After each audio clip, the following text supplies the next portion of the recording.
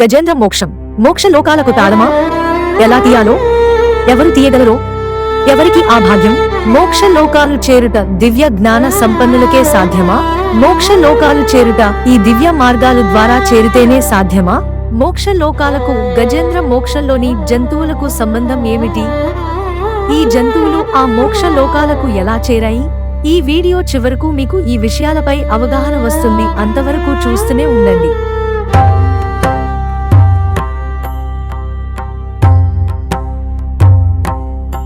ఓం నమో నారాయణాయ. ఓం నమో నారాయణాయ.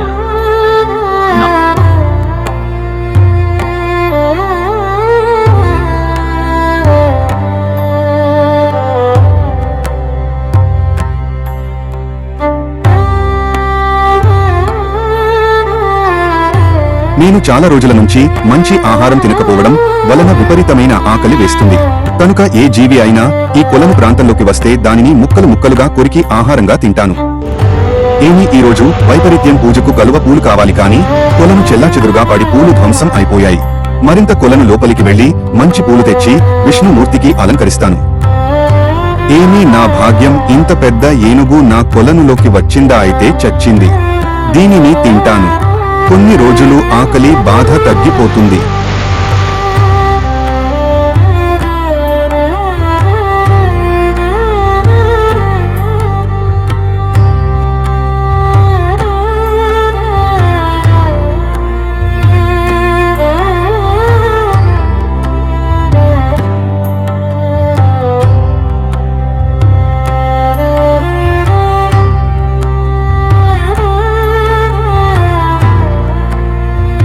ఓం నారాయణ ప్రభు, నన్ను రక్షించు. ఈ రోజు నీ పూజ చేసుకునే భాగ్యం ఈ ముసలి వలన కోల్పోతున్నాను.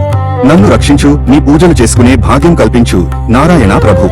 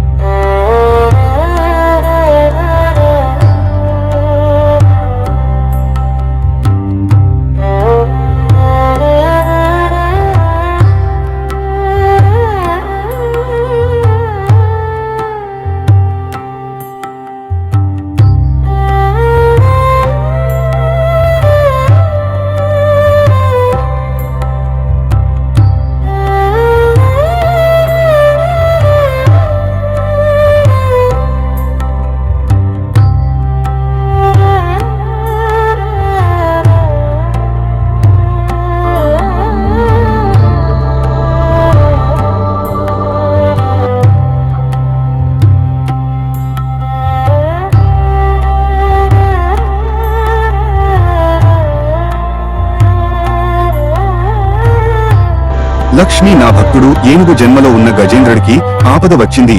అతని కర్మలు నేటితో పరిపూర్ణమైనాయి.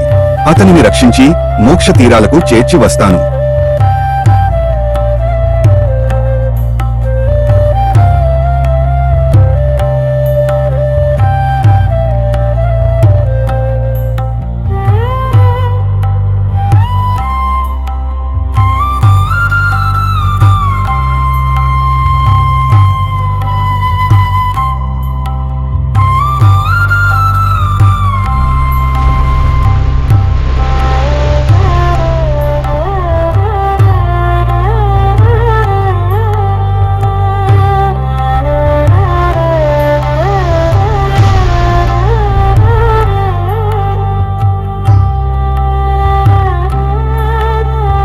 గజేంద్ర, నేటితో నీ అనేక జన్మల కర్మలు చెల్లుబడి అయిపోయాయి.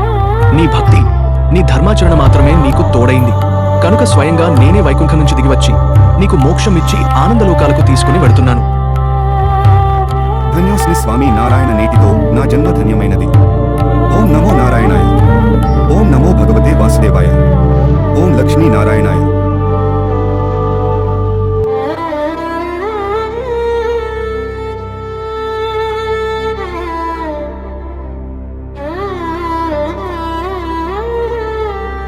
మోక్ష లోకాలకు చేరుట గజేంద్ర మోక్షంలోని గజేంద్రుడు వరకు మాత్రమే కాదు, ధర్మాచరణతో కూడిన భక్తితో మాత్రమే ఏ జీవికైనా సాధ్యమవుతుందని గజేంద్ర మోక్షం తెలియజేస్తుంది.